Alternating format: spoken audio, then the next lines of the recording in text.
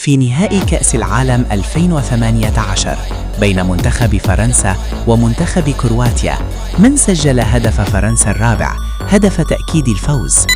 الاختيارات: أنطوان غريزمان، أو كيليان مبابي، أو بول بوجبا. اللاعب هو كيليان مبابي، سجل الهدف الرابع في الدقيقة 65 ليؤكد فوز فرنسا 4-2 والتتويج باللقب.